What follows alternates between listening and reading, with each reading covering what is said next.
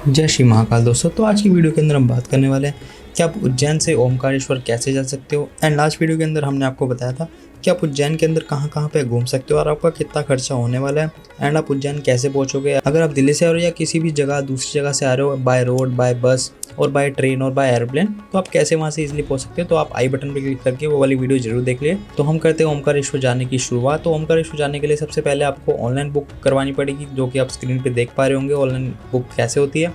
Online book करवाने के बाद आप यहाँ पे श्री चारधाम मंदिर के जस्ट अब सामने आ जाइए। जो पानी की टंकी देख रहे हो, यहाँ से आपको बस मिलेगी, जो कि सुबह से शाम तक बस ऑटोमेटिकली चलती रहती है। एंड जो बस का किराया होने वाला है वो 250 रुपये के समथिंग होने वाला है। एंड ये बस आपको ऑलमोस्ट 3 to 4 आवर्स के अंदर ओमकारेश्वर पहुँचा देती है, depending on the route. Plus में अगर कोई ट्रैफिक नहीं है तो आपको जल्दी पहुँच जाओगे। जैसे आप ओमकारेश्वर आ जाते हैं, ओमकारेश्वर उतर के यहाँ से आपको 20 रुपये का ऑटो करना पड़ेगा। ऑटो वाला का फिक्स प्राइस है 20 रुपये। देन वो आपको ओमकारेश्वर के जस्ट सामने उतार देता है।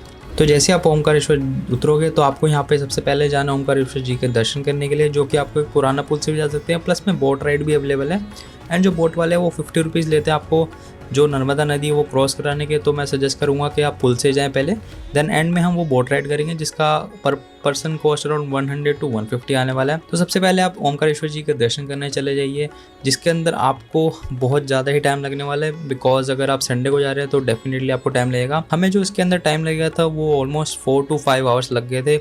हमें इतना आइडिया नहीं था। एंड एक बार ध्यान रखिएगा, जहाँ पे आप चप्पलें उतारते हो एंड जहाँ से आपका एग्जिट होता है वो दोनों दूसरी अलग डायरेक्शन के अंदर ही होगा। तो आपको घूम के वापस अपनी चप्पलें लेने आना पड़ेगा। तो यूजली मैं प्रेफर करूँगा कि चप्पलें अपनी या तो होटल में छोड़ के आएँ, प्लस में या फिर किसी दुकानों पर रख के आएँ, ताकि अपनी चप्पलें सेफ हों। तो जैसे आप ओमकारेश्वर जी के दर्शन करने के लिए बढ़ोगे तो आपको सीधा सीधा वहाँ पे सारे साइंस मिल जाएंगे कि आपको कहाँ से किस थ्रू जाना है। तो जैसे कि यहाँ पे आप देख पा रहे हो कि ओमकारेश्वर के अंदर बहुत ज़्यादा भीड़ है। तो मैं सजेस्ट करूँगा कि पानी की बोतलें वगैरह भी लेके जाएं यहाँ पे, क्योंकि यहाँ पे इतनी सुविधा नहीं है पानी वगैरह की। एंड हमारा जो दर्शन हुआ था वो बहुत ही अच्छे से हो गए थे। अंदर दर्शन में ऑलमोस्ट मैंने आपको बताया कि 4 to 5 आवर्स लग गए थे आराम से। जैसे आप दर्शन कर लेते हैं तो दर्शन करने के बाद अगर आपको शीघ्र दर्शन की बुकिंग करानी है तो यहाँ पे स्क्रीनशॉट आप ले सकते हैं। देन जैसे यहाँ पे आप एग्जिट कर लेंगे तो अगर आपको बोट से जाना है तो वापस आप बोट से जा सकते हो। बोट्स वाला फिर से वही 50 रुपीज़ लेगा पर पर्सन। एंड अगर आपको बोट से नहीं जाना, नॉर्मली आपको जाना है, तो फिर से पुराने पुल के रास्ते पे आपको ले लेना है, क्योंकि पुराने पुल का ही रास्ता है जो आपको वापस लेके जाने वाला है।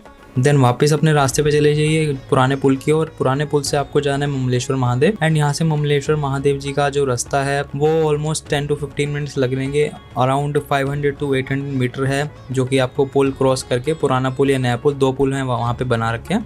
तो जैसा आपको ठीक लगे वैसे वाले पुल से आप चले जाइए। तो आप जैसे नर्मदा नदी है और यहाँ पे जो पानी है वो भी रोक रखा है। तो जैसे आप ममलेश्वर महादेव जी के मंदिर के दर्शन की ओर बढ़ते हैं तो यहाँ पे आपको बहुत सारी शॉप्स मिल जाएगी। यहाँ पे आपको खाने पीने का, प्लस में कुछ भी अगर सामान आपको घर लेके जाना है, अपने लिए परचेज करना है, तो यहाँ पे सारी चीज़ों की अवेलेबिलिटी होती है। इसमें कोई दिक्कत परेशानी नहीं होगी आपको। तो जैसे कि आप स्क्रीन पे देख पा रहे हैं ममलेश्वर महादेव जी का मंदिर है। अगर आप ओमकारेश्वर आए तो आपको जरूर ममलेश्वर महादेव जी के दर्शन करने जरूरी है, तभी आपकी जो है ओमकारेश्वर की यात्रा सफल होगी। एंड यहाँ पे हमें ऑलमोस्ट हाफ एन आवर लग गया था। एंड जो कि है भीड़ वगैरह कम थी, ज़्यादा भीड़ नहीं थी।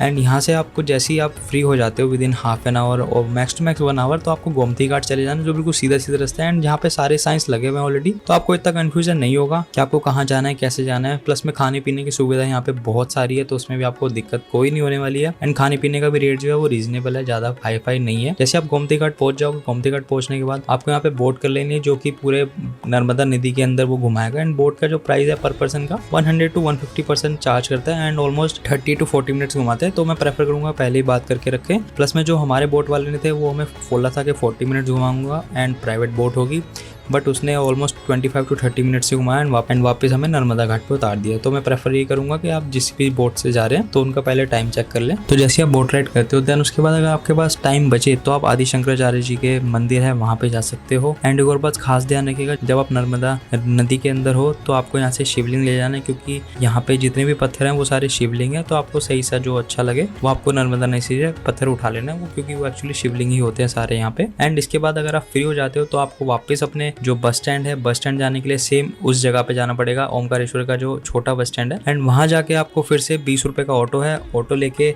वापस जो ओमकारेश्वर का बड़ा बस स्टैंड है वहाँ पे जाना पड़ेगा। और यहाँ पे जो प्राइस है वो ऑलरेडी फिक्स है 20 रुपये ऑटो का, तो उसके अंदर बार्गेनिंग आप चाहकर भी नहीं कर सकते। जैसे कि हमारी जो बस थी वो थी 6 बजे की, तो मैं प्रेफर करूँगा अपना टाइम पूरा लेकर चलें, बिकॉज हमें नहीं पता होता कि हमारा जो टाइम है कितना कहाँ यूटिलाइज होगा। तो फिर मैं आपको प्रेफर ये करूँगा कि बहुत सारा टाइम लेके चलो ओमकारेश्वर के लिए, वहाँ घूमने की जगह बहुत है, प्लस में टाइम थोड़ा ज़्यादा लग जाता है। तो जैसे आप अपने बस स्टैंड पे आ सकते, तो यहाँ से आप वापस अपनी बस बुक करा के, एंड बस मैं प्रेफर करूँगा ऑनलाइन बुक करा के रखें, अदरवाइज आपको यहाँ पे लोकल बस मिल जाएगी जिसका प्राइस 150 रुपये भी होगा नॉन AC। प्लस में अगर आप AC में जाना चाहते तो उसका प्राइस 250 रुपये या 220 रुपये के आसपास पड़ेगा, जो कि रीजनेबल प्राइस है। एंड वापस आपको उज्जैन आने में ऑलमोस्ट 4 to 5 घंटे लग जाएंगे, एंड ऑलमोस्ट आप रात को 11:15 11:30 तक उज्जैन पहुंच जाओगे। एंड उज्जैन की एक खास बात मैंने देखी वहाँ पे कि उज्जैन सोता नहीं है शहर, ये रात के ऑलमोस्ट 11:30 पौने 12 की क्लिप होगी जब हमने खाना खाया था। एंड रात को देखते हैं कितने चहल पहल होटल्स वगैरह, खाने का यहाँ पे 24/7 खुला रहता है, तो दिक्कत कोई है नहीं, इशू कोई है नहीं। अगर आप लड़कियां भी जा रही हैं तो आप टाइम देख सकते हो 12 बज चुके हैं पूरे इसके अंदर। तो इसलिए मैं यही कहना चाहता हूँ कि उज्जैन काफ़ी ज़्यादा प्लेस अच्छा है एंड आपको जरूर जाना चाहिए। थैंक यू एंड मिलते हैं नेक्स्ट वीडियो के अंदर।